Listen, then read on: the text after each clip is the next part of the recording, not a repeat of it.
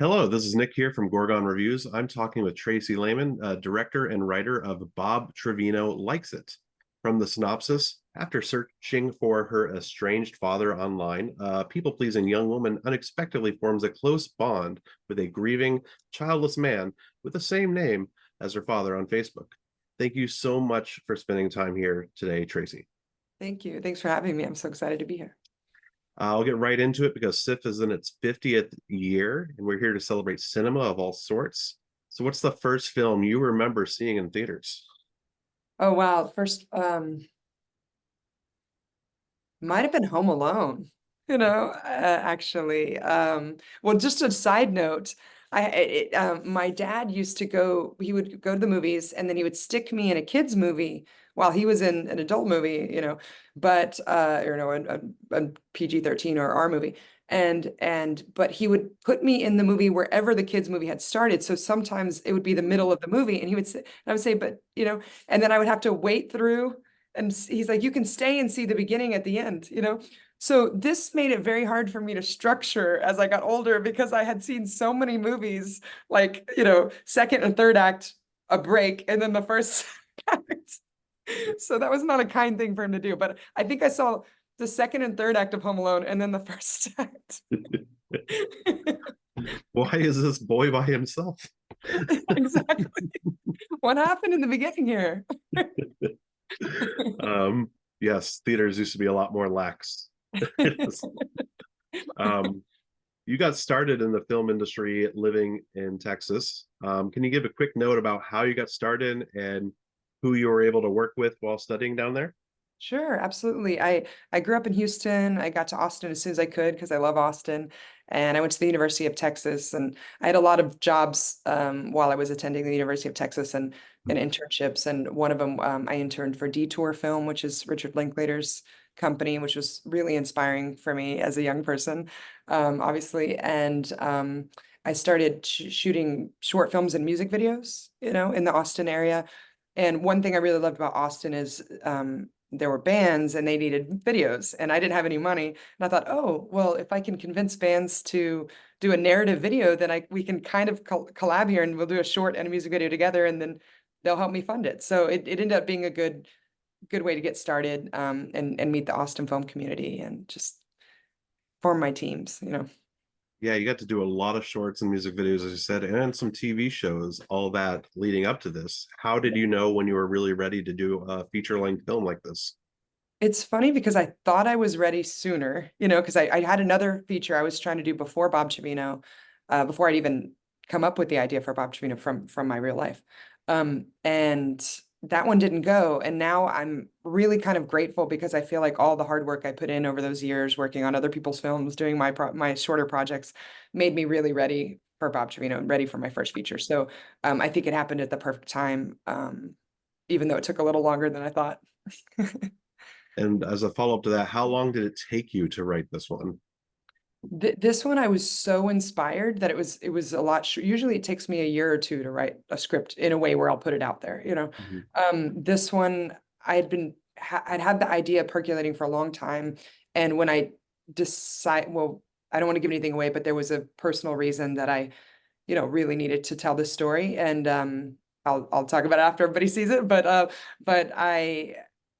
yeah, I just really had a fire personally lit under me that I needed to tell this story. And so I wrote it in a few months, which is very rare for me. I was like obsessed. I was like, I'm gonna write it and rewrite it because I just need to say, I need to share this experience with the world. And so after a few months, I felt like it was good enough to get out there. And then I do workshop it a lot. I'll do table readings and Mhm. things like that. I continue to do that, but the script itself only took a few months, the first draft, which is really rare for me. Bob Trevino premiered a couple months ago at the South by Southwest Film Festival and won some great awards too. So sweet. Um, how was the feeling of getting to give this film its world premiere in Austin, place you had lived and worked for so many years, and getting the wonderful praise at the same time? Yeah, it was so beautiful. You know, even when we got invited to South by, it was beautiful. You know, I had that day was beautiful. Mhm.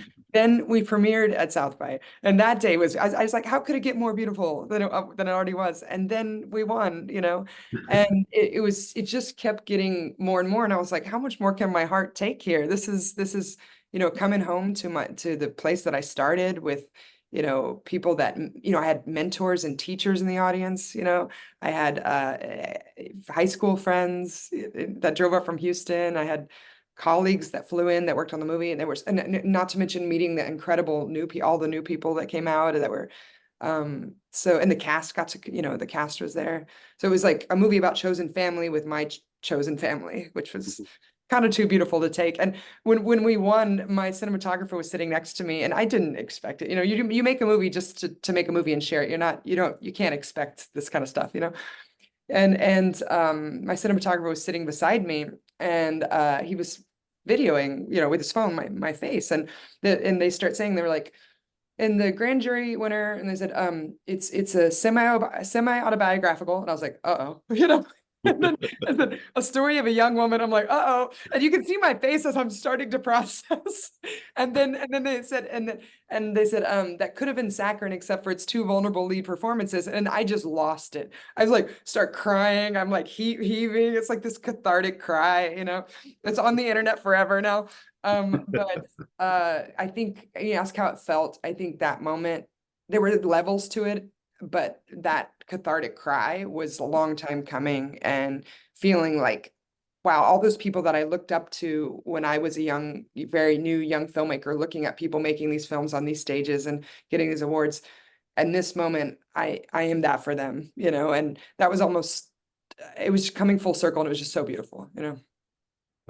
As you noted, obviously based on real life events and your own true stories about talking to a stranger with the same last name on the internet, on Facebook.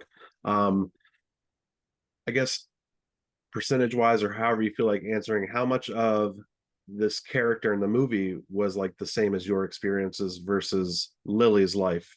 Was it very different, very similar, or was it just the scenario that was the same? The feelings were the same. Mhm. What I tried to do is I wrote down key moments where Facebook Bob had said something to me that hit my heart, or like, you're such a great daughter, or he actually said happy birthday every year. It was actually 9 years in real life, and my dad never said happy birthday any of those years. So every year I'd get this comment that says Bob Layman, Bob Layman says happy birthday. And I was like, it was like, how beautiful is this stranger every year remembering my birthday, there were so many moments like that where he said something kind at just the right moment when I really needed it, or gave me some advice that I'm sure he just says to everybody, because he's that kind of guy, but if I Mhm. needed it. And so some of those sequences and stories and moments in real life weren't very visual. So basically I would take the moment, and then I would form a more visual sequence around it, Mhm. if that makes sense. But so It does. some of the, you know, there are things that happen in the movie that might feel like I'm, uh, especially second half of the movie, but I won't go too much into it. Those are pretty real, Mhm. and so I didn't want to push and pull, but like, that's life. That's how it happens. Like, you don't know what to expect. And, so that moment of one of the notifications, that's a big one, that was real, for Mhm. me. So. Yeah. I'm going to talk about the actors now. They each get their own moment here. First, I didn't even know French Stewart was in the film. I would say he's virtually unrecognizable because I have that 90s stereotype of French Stewart in my head, and Yeah. it, but he played the dad. He channeled some of the strongest narcissistic energies I've ever seen in a movie. Yeah. Um, while also at the same time a little bit sorry I felt for his character. It was weird. So for that character, did French bring a lot of the character himself and take it in directions you didn't imagine, or was it fit exactly as you pictured? It was how I pictured, in a way, but I mean, it was how I pictured, but he elevated it Hmm. so much, because he's such a phenomenal actor, obviously. He had come, his wife is a good friend of mine. She's an amazing playwright, and she brought him to our writers group. And he ended up, he's just was generously reading for the group that day. And I said, okay, you can be Lily's dad. And I didn't immediately picture him. I just thought, oh, you're here. I guess you could be Lily's dad. He read it, and the whole writing group is like, oh my God, and he was so, it was so it was a cold read in the writing group. So I said, that's done. I never went to anyone else. I said, French, I'm going to come back to you. We're going to do this movie. But he blew us away, and we had never wanted that character to seem like a caricature, or and French and I would talk about how every villain is a hero in their own story. And I tried to never use judgmental language when directing him. I tried to go from his point of view, and so I think that helped with the complexity of hurt people, and Yeah. but sometimes you need to let hurt people go. Um, I But yeah, phenomenal.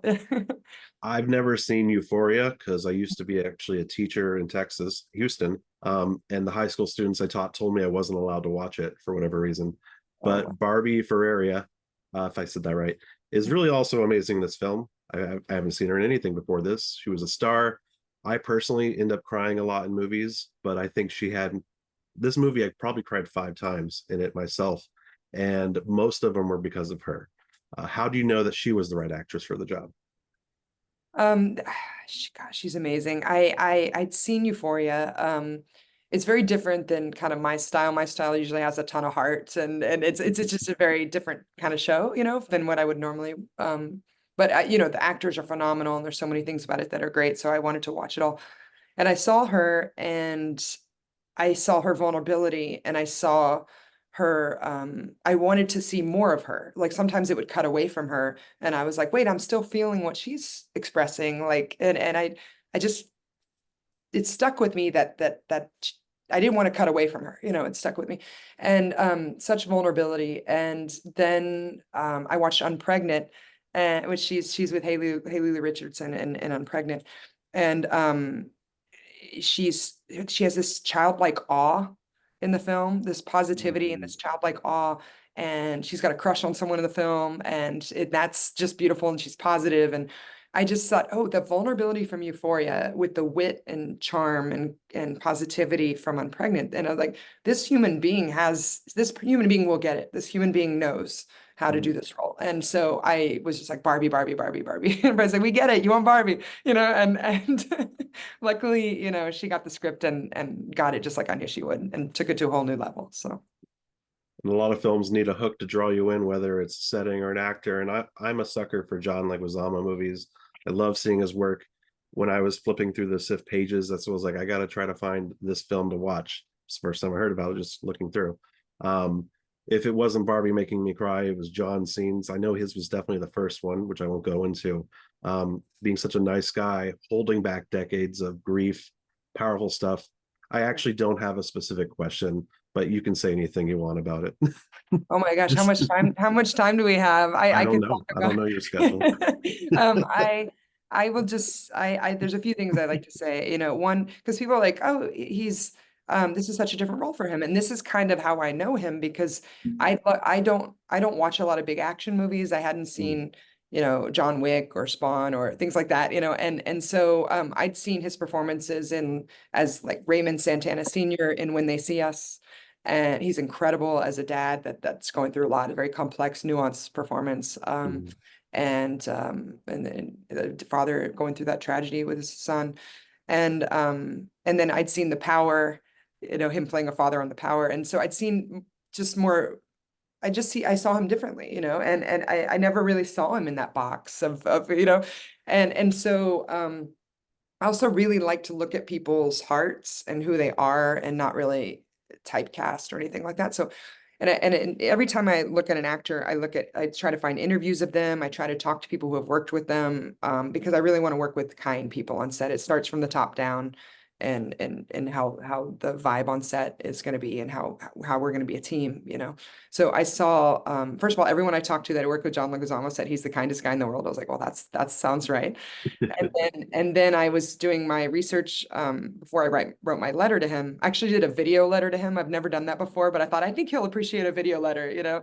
So I was gonna do that, and I thought, let me research more. And I was watching these interviews, and I saw a sit down interview with him where he was opening up about online bullying, you know, and how awful that is. And he was talking about family and his kids, and he got choked up, you know, in the interview. And I remember I videoed it with my phone and I sent it to my team. I said, "This is Bob. This is Bob," you know.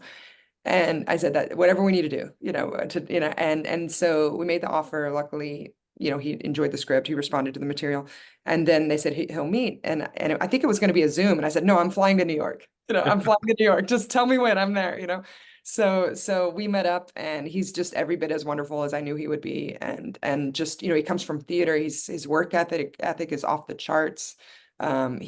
He's a great leader. You know, he knows how to like be a presence on set, but also be a team player in every possible way. And he deserves all the roles, you know, that he could ever want. He deserves. Uh, I won't go into every question about every actor. The supporting cast did well also. So Yeah. kudos to everyone involved for making such a cohesive and believable story. For you specifically, what would you say was the hardest part about making this movie? Um, I think the hardest part was the schedule. You know, I had fought for 20 days, you know, on a bigger budget movie, maybe you would have gotten like 25 or 28, which would have been wonderful. But we had started with 20, and I think we had 20 locations too. So that's pretty tough. So we started with 20, we lost one to the strike, and then one to thunderstorms and stuff. So we ended up with about 18 days. And if I had started with 18, I would have had 16. That would have been like a total night. That never would have happened. But I was just, you know, we could never do very many takes because but the good thing is we were all really prepared. And the cinematographer, John Rosario, and I prepped a lot. He's incredible. The actors were very prepared. So I think, yeah, the biggest challenge was probably just how do you make this? Because sometimes you'll have like four people in a cabin, make it, you know, one location and it's 18 days sometimes, you know, Yeah. and we had pretty nuanced performances, you know, and 20 locations in 18 days. So I hope I never have to do that again. um, the movie has already played at SIF twice, Wednesday and Thursday this week. Uh, how was the reception and questions from our SIF crowd? Oh my gosh. I loved every single person I met. There the the Washington premiere, the West Coast premiere, it was incredible. There was laughter, there were tears. It was a packed house. It was bigger than our South by Southwest premiere, because our South by was at Zach Scott, which is like 420 seats, and I think this one was at least 480. So we had more people at our Washington premiere. And I just completely loved it. The energy in there was amazing. There was a standing ovation, which just really choked me up, you know. And then afterwards, just people sharing their stories of, you know, their personal stories of how it really affected them. It was funny because some jokes that I always wanted people to laugh at that maybe they hadn't laughed at before, the Washington audience got. So I was like, okay, all right. You're picking up what I'm laying down, you know. And then we had our second screening, which was also at SIF Cinema Uptown, and I think maybe I'm guessing like a 200 seat theater, and that was also full. And same thing, laughter, tears, strangers handing each other tissues, you know, people laugh. I've seen multiple times, I've seen people laugh and then like rub their eyes crying right after they laughed, you know, like because they're so similar, the laughter and the tears, you know, Yeah. in this one. I will take this time to make this reference. So not everything is bigger in Texas. Uh, Once again, thank you so much for spending your time answering some questions about directing and writing of Bob Trevino Likes It. It's a beautiful, wonderful film that gave me so many extremes of like sorrow, and happiness. I'm sure the film right now is just on a festival circuit for a while before a wide release eventually occurs. I hope so. I hope so. We're talking to people. We don't have a buyer yet, so I don't know when exactly this will air, but if people can follow us or if you've seen the film, you like it, if you can, you know, give us something positive on Letterboxd or IMDb, it really does, it really can help, you know. And it Today. just in case there's a title change, you know, sometimes they change the title or anything like that. So if you follow us, you'd be aware of any updates and we can keep you in the loop because I want to stay in touch with all the wonderful people I've met here and you know that I continue to meet. So I highly encourage people to seek out the movie when it hopefully plays near you. And if you're like me, bring tissues or a nice jacket you don't mind wiping tears into. Thank thank you. you. Thank you so much.